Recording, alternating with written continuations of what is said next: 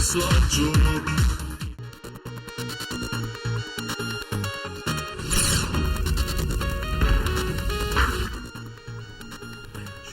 ಕಾರ್ಯಕ್ರಮಕ್ಕೆ ನಿಮಗೆಲ್ಲ ಮತ್ತೊಮ್ಮೆ ಸ್ವಾಗತ. ನಾವು ಶಿವ ಚಿತ್ರದ ಬಗ್ಗೆ ಮಾತಾಡ್ತಾ ಇದ್ದೀವಿ.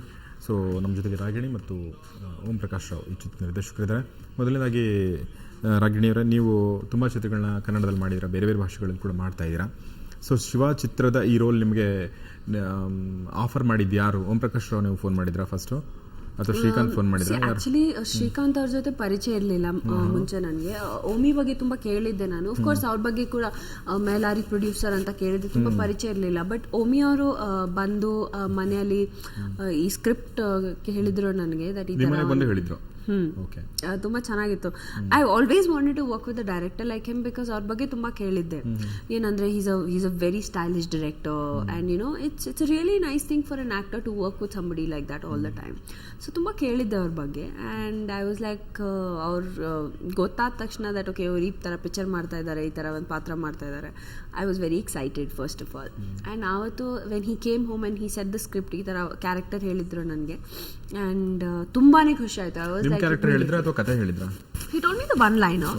ಆಮೇಲೆ he told me the character that ಈ ತರ ಒಂದು ಪಾತ್ರ ಇದೆ, ಈ ತರ ಇರುತ್ತೆ. when he narrated the one liner to me, like I told you before, ನನಗೆ ಒಂಥರ ಆಗೋಯ್ತು. ಓಕೆ, ಇಂಟರ್ವಲ್ ಬ್ಲಾಕ್ ಅಲ್ಲಿ the suspense fight and the suspense which is there with the character of Julie in the film. ಹೆಂಗಿರುತ್ತೆ sir ನಿಮ್ಮ ಹೆಸರು? Christian ಹುಡುಗಿ ಆಗಿರೋದ್ರಿಂದ ಅದಕ್ಕೆ ಜೂಲಿ ಅಂತ ಹೇಳಿ. ಆಮೇಲೆ ನೋಡೋಕೆ ಹಂಗೆ ಕಾಣ್ತಾಳೆ, ಕತ್ತಲ್ ಬೆಲ್ಟ್ ಇಲ್ಲ ಅಷ್ಟೇ, ಚೆನ್ನಾಗಿರುತ್ತೆ ಅಂತ. ಆ ಹಳೆ ಜೂಲಿಗೆ ಏನು ಸಂಬಂಧ ಇಲ್ಲ ತಾನೆ? ಜೂಲಿ ಲಕ್ಷ್ಮಿ ಫಿಲ್ಮ್ ಮಾಡಿದ್ರಲ್ಲ, ಜೂಲಿ ಚಿತ್ರ ಜೂಲಿ.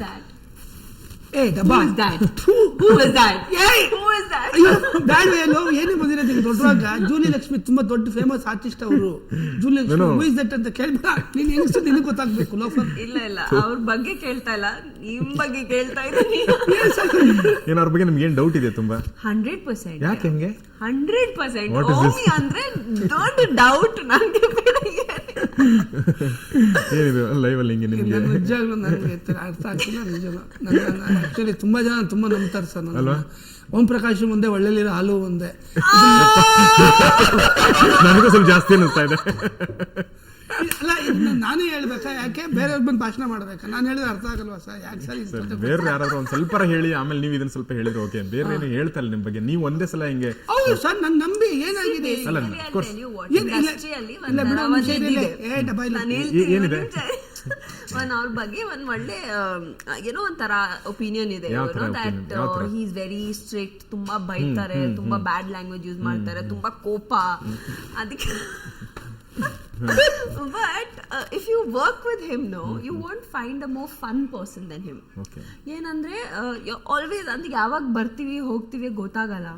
ಏನೇನೋ he speaks like like amazingly fast. ಏನೇನೋ ಹೇಳ್ತಾರೆ ಕೆಲವು times, but it will be so entertaining. So if a filmmaker is that entertaining in person, ಖಂಡಿತ ಅವ್ರ ಫಿಲ್ಮ್ಸ್ ಅಲ್ಲಿ it will be that entertaining factor ಸಿಗತ್ತೆ ನಮ್ಗೆ. Whether it is showing the heroine, whether it is anything, so that way I think he's one of the best filmmakers I have seen in this industry.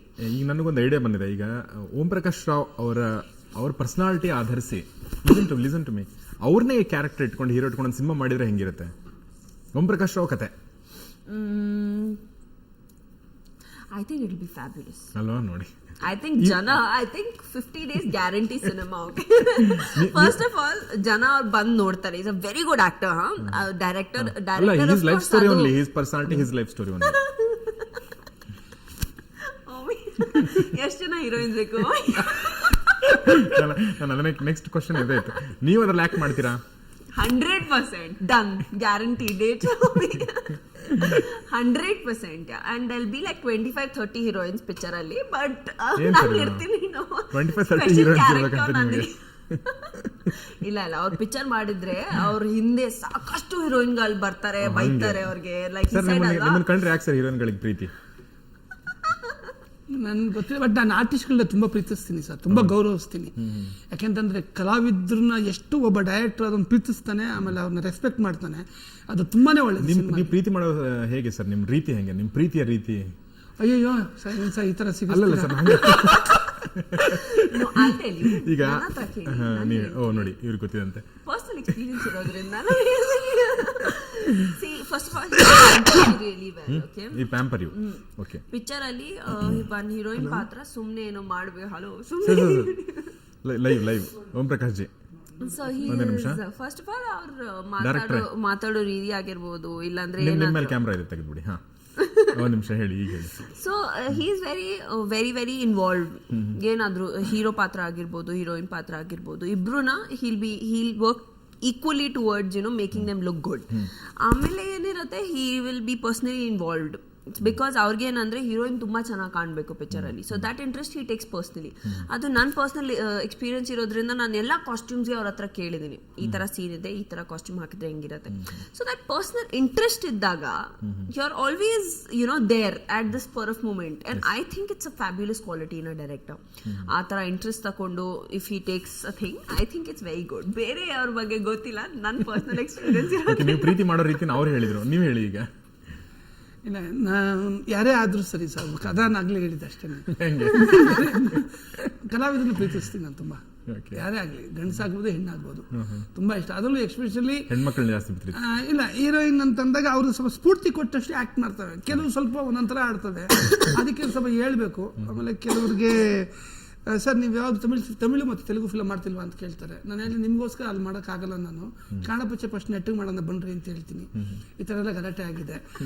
ಆಮೇಲೆ ರಾಗಿಣಿ ನಮ್ಮ ಕನ್ನಡದ ಹುಡುಗಿ, ಈಕೆ ಜೊತೆ ಕೆಲಸ ಮಾಡ್ಬೇಕಾದ್ರೆ ಆಮೇಲೆ ಅವಳಲ್ಲಿ ಒಂದು ಪೇಯ್ನ್ ಇತ್ತು, ಪಾಯಿಂಟ್ ಇತ್ತು. ನನಗೊಂದು ಒಳ್ಳೆ ಸಕ್ಸಸ್ ಬೇಕು, ತುಂಬ ಒಳ್ಳೆ ನಾನು ಮಾಡಿದ್ದು ಈ ಪಾತ್ರ ನಂದು ಈ ಸಿನಿಮಾ ಅಂತ ಹೇಳ್ಕೊಳ್ಳೋದಕ್ಕೆ ಅವರೆಲ್ಲ ಒಂದು ಇದಿತ್ತು, ಫೀಲ್ ಇತ್ತು. ನಾನು ಹೇಳ್ದೆ ನೀವು ಮಾಡಿ ಖಂಡಿತ ಈ ಪಿಕ್ಚರ್ ಒಳ್ಳೆ ಹೆಸರು ಮಾಡ್ತೀರಾ. ಅಷ್ಟೇ ಡೆಡಿಕೇಶನ್ ವರ್ಕ್ ಮಾಡೋರು ಸರ್. ಅವ್ರು ಏನೇ ಜಾಲಿಯಾಗಿರ್ಬೋದು ಕೆಲಸದಲ್ಲಿ, ಮತ್ತೆ ಅಷ್ಟು ಸಿನ್ಸಿಯಾರಿಟಿ ಆಗಿ ತುಂಬ ಚೆನ್ನಾಗಿ ಮಾಡೋದು ಕೆಲಸ ಅವಳು. ಓಕೆ, ಎಸ್ ಸರ್, ನಾನು ನಿಮ್ಮ ಬಗ್ಗೆ ಇನ್ನೂ ಕೆಲವು ಮಾತುಗಳನ್ನು ಕೇಳೋದಿದೆ. ಓಂ ಪ್ರಕಾಶ್ ರಾವ್ ಅವ್ರ ಜೊತೆ ಮತ್ತು ರಾಗಿಣಿಯವ್ರ ಜೊತೆಗೆ ನಾವು ಮಾತಾಡೋಣ. ಈಗ ಚಿಕ್ಕದ ಬ್ರೇಕ್ ತೊಗೊಳ್ಳೋ ಸಮಯ, ಆದರೆ ಬ್ರೇಕ್ಗಿನ ಮುಂಚೆ ಉಸಿರುವಳ್ಳಿ ಈ ಹಾಡನ್ನು ನೋಡಿ.